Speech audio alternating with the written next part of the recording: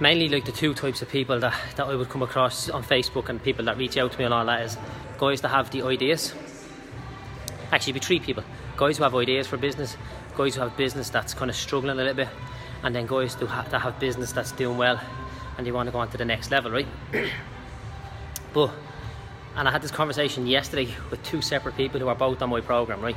And I was going to share this video in the group for the program, but I said, you know what, I think Facebook needs to know this, right? But when people have a business and it's doing well and they're confident and they're comfortable with their earning levels and things are going well for them, they have a tendency straight off then, I'm going to just grab some water here, they have a tendency to allow themselves look at other businesses, right? So there was two guys on my program, right, that their business is doing really well, right?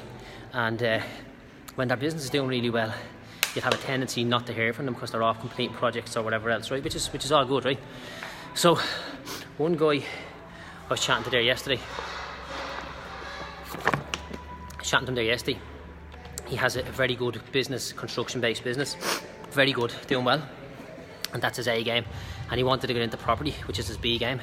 And now he's after finding a nice little niche in the property market for himself, and he's doing really well, and he's pretty much a millionaire in the making now if he keeps on doing what he's doing, if he's not already, right? So we're chatting away and we're talking about how good things are going for him, and it's great to hear that. And then he just drops this bomb: I'm thinking about opening up a restaurant with somebody else. I'm like, whoa, hold on, man. You've got an absolutely excellent A-game business here, which is your construction-based business. You've now, and finally, after a good few years, cracked onto what works for you in the property business, which is your B game. And now this C game that you're bringing into play is something completely separate from both of those businesses, whereas the construction business can help out the property business, and the property business can, you know, they're not interlinked, but they're kind of related in some way. And I'm like, listen, man, don't even think about going near that. You are crazy. Because what happens is, and right, that's the first guy. The second guy, he's actually in the food business, and I was chatting to him, and he's like, oh, look, I haven't been participating much because I'm just so busy. I'm like, that's great. And he got a little windfall, and he got some money because of some good business he done. And he goes, I'm gonna open a car wash. I'm like, what in the name of Jesus are you gonna open a car wash for? Because he's got something working well for him now, and he thinks he can go off and put that into something else. Whereas my advice to people all the time, if you're looking for a B game or you're looking for more, is to just dive back into exactly what you're doing now and make your existing business better. I'm guilty of it myself all the time, even to the point where I know the work that I do on Facebook, although like it's fairly profitable, has affected the amount of property deals that I was able to do, right? So it was a trade-off for me, and I needed to make sure that the work that I do on Facebook always feeds back to my property, so that I use it to source property deals and source finance and stuff like that. I need that to happen, otherwise they're going to get detached and they won't complement each other. Whereas I'll tell you now, if you have a business, call it your A game, and it's making good enough money,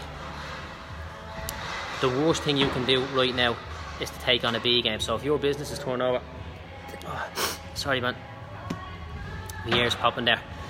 If your business is turning over 100 grand or £1 million quid, makes no difference. Whatever it's turning over, if you're thinking about going into another line of work, don't. Just go back into your existing business and double it.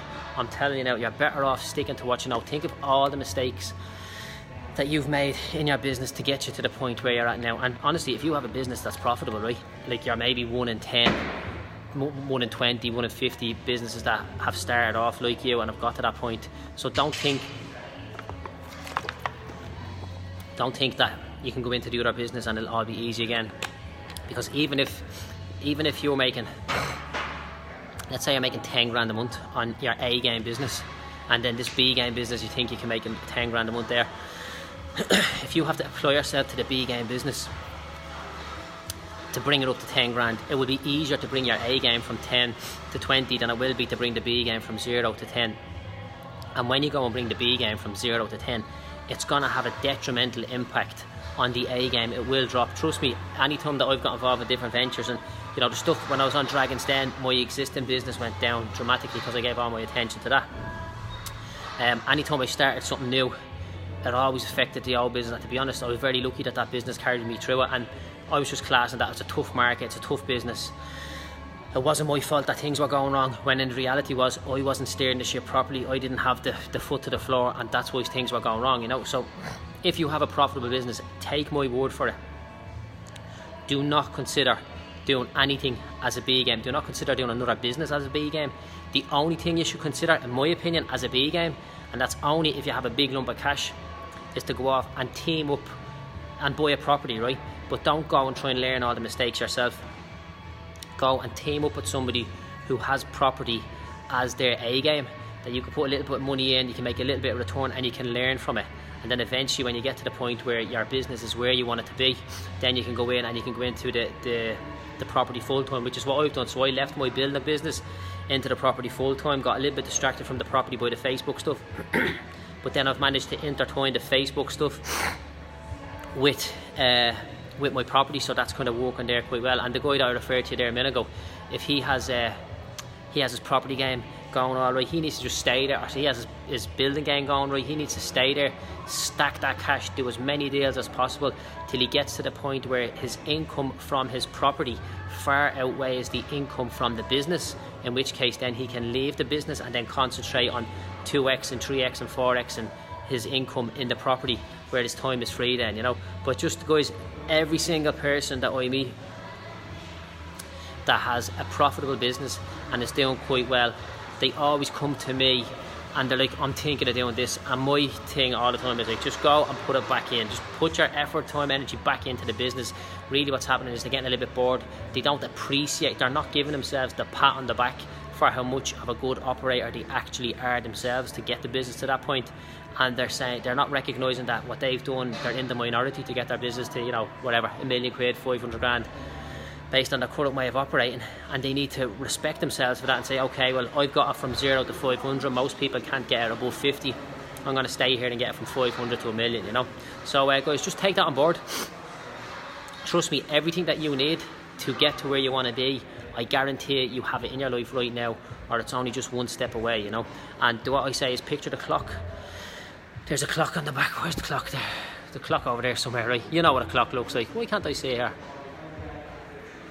Where the fuck's that clock on? Right, anyways, there's a clock on the wall over there somewhere, right? But if your A game is at 12 o'clock, right? There's the clock. Your A game is at 12 o'clock.